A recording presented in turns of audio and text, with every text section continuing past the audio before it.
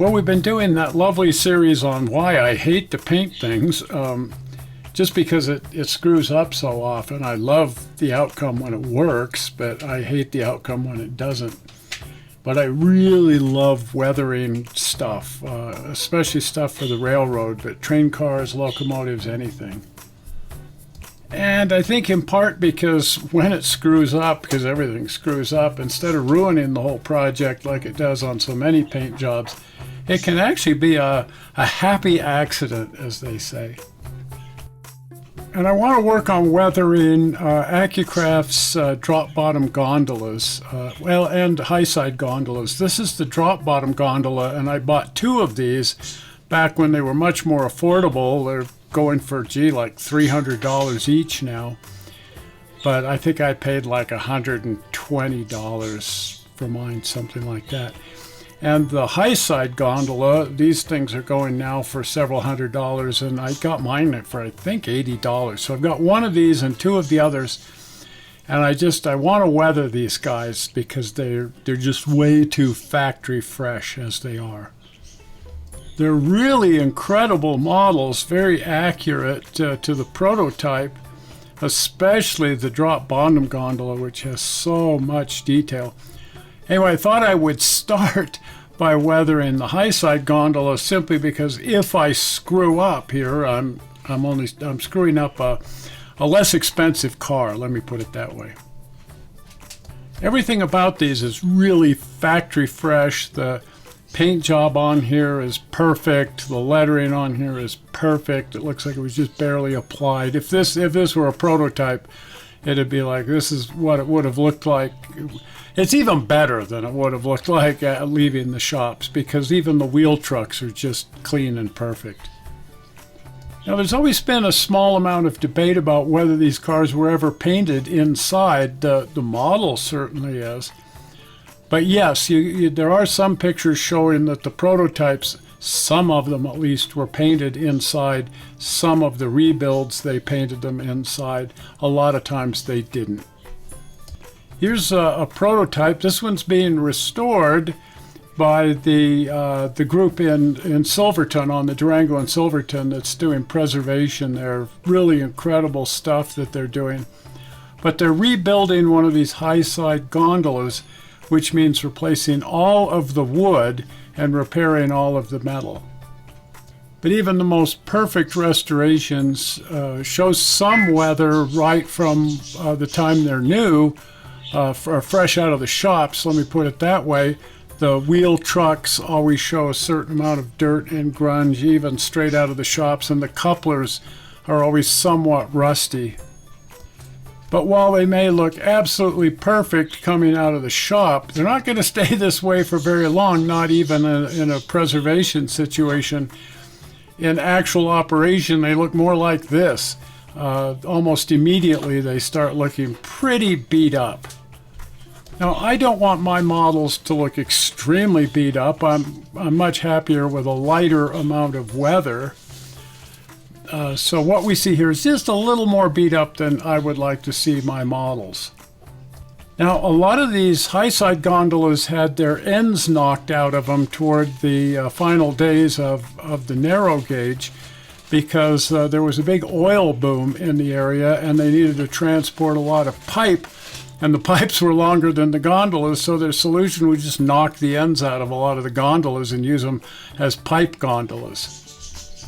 But with the ends knocked out this way, it gives you an opportunity to see a little bit better what was going on the inside of these cars that were in daily life. Here you can see something really interesting. Yes, the wood inside the car is really beat to crap, but notice that there are remnants of paint here, proving that, yeah, on occasion they did paint the insides of these cars.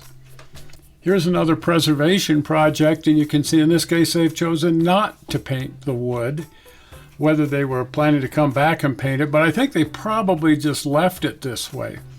When people model these things, they'll generally model them without paint inside because it's so fun to just weather the crap out of the inside of the car. Here's a prototype of the drop bottom gondola, which, like I say, 2 of the cars I'm going to be weathering are drop bottom gondolas. But the way the high side gondolas weather and the way the drop bottoms weather, they're very, very similar in appearance in actual use.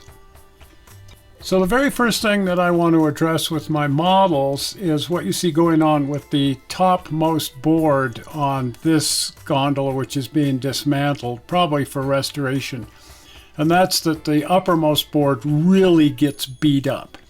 After a period of time, the board gets so beat up that it ends up sort of scalloped like you see here. I don't want to do that on mine. I want the top edge to be nice and straight, but I do want that topmost board to really be beat up.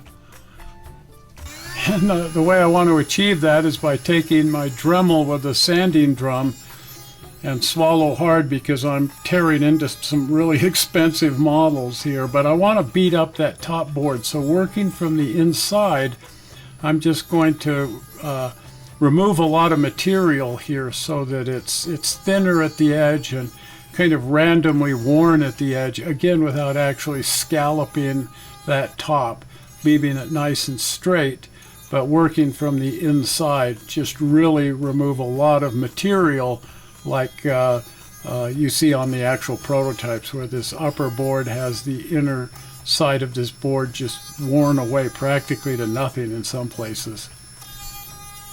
I'm only doing the sides, not the ends, because in the prototype pictures, for whatever reason, the ends don't get nearly as beat up, but the sides really get hammered along this top board.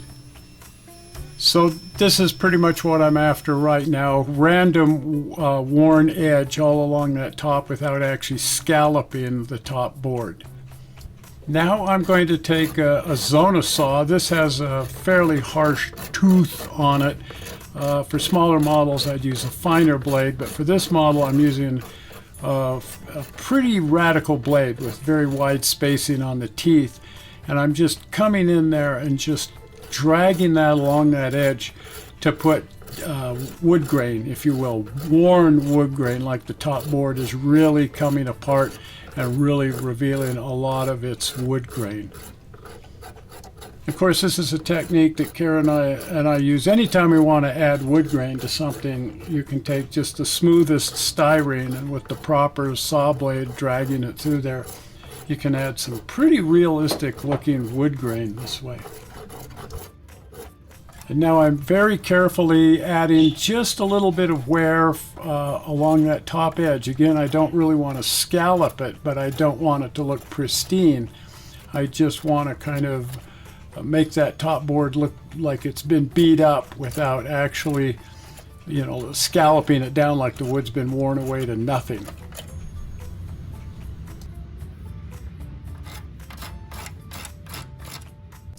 Okay, let's go ahead and paint the inside. Notice that I'm using these Craft water-based acrylics, which I would have been very scared to use, but because I've been doing so much experimenting with these paints in the paint booth here, this whole series on why I hate to paint. But now I feel pretty comfortable using these paints, even on a model like this. So after thinning a batch of a particular color here, it's a barnwood color, and of course I test painted that over a spoon, this time over the top of a red, because that's what I'm going to be doing here with the model, and I want to see how it's going to cover and how it's going to work. And I think this is going to work great. Now, as we mentioned in the painting series, whether you're working with the solvent-based acrylics or the acrylic lacquer or the water-based acrylics like I'm doing here, you always want to start with very thin coats. You want to apply the paint in very, very thin and transparent coats. And so I'm just kind of lightly misting this on here and then letting that dry for a few minutes and then adding some more color over the top of that. Now, I don't want to get the paint on the outside of the car, so I'm using a little strip of masking tape, and oops, I got some paint on the outside right there. So I'll quickly clean that off because I don't want any of this gray on the outside of the car. But I think the inside of the car is looking pretty nice at this point. I've used a couple of different colors just to get a little bit of variegation in the color. And yeah, it looks really stark right now, but once there are washes, dark colored washes over the top of this. I think it's going to look great. Okay, let's move on to the lettering. On these preserved cars, these restored cars, the lettering is really stark. But on an actual car in service, the lettering gets really beat up. It gets sun faded. So I don't want the lettering to be super, super crisp. And the model as delivered, the lettering on here looks absolutely pristine. And so what I want to do is make it look slightly sun faded, just a little tiny bit beat up, and like I say, slightly sun faded. And our good friend Doug Jolly put me onto a really great technique for this. Find a color that's really, really similar to the car color, and then just really lightly mist that over the top of the lettering, and that will bring the lettering down, making it closer to the color of the car. And that makes it look like the car color is starting to come through the lettering, like the lettering has faded. I'm also touching up a few places where I got the gray paint on here. So here you can see the car with one coat already misted on there, and you can see it. You're just barely aware of the fact that it's even there. I certainly don't want to damage the lettering. I just want to make it appear to be faded. So here we can see the finished version. This is 3 coats very lightly misted on there, and you're aware of the fact that there is the car color over the top of the lettering, but it just slightly mutes down the lettering and gives it a sun faded look, which I think is much more pleasant than the stark as delivered lettering on these cars. Here you can see the high side gondola with the color over the top of the lettering, and the drop bottom gondola, which hasn't been touched yet. You can see there's just a little bit of difference. So now I'm putting the wash on the inside of the car. It's a very, very diluted down. This is a color called Pavement. It's just a dark gray, but I want it to soak down into the wood grain and the cracks and just mute this stark gray color that I've put on and make it appear as you know, worn wood, sun-bleached worn wood. And if it gets nicely down into that wood grain and so on, it really looks nice. So here's the car after about, I don't know, 12 passes with the dark wash, letting it kind of build up in some areas, not in others, really trying to work it mostly down into the wood grain and into the cracks. And it starts to take on that lovely appearance of sun-faded, grayed out, beat up wood. Then back to the paint booth, and I applied the gray down into the corners where the sides meet the floor to get it really down in there with the airbrush, and then came back with the light gray and just lightly misted that over the top of the whole thing. But you can see here it really starts to come out looking like just beat up sun-bleached wood. I really like the look.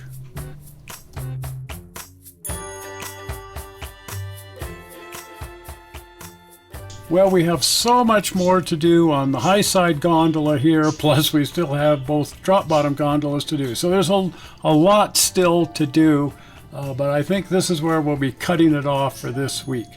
So hopefully you're going to want to follow along. So if you're not a subscriber to the channel, please subscribe, and you can do that by clicking on the upcoming blue button. Zoink! Right there, the blue button.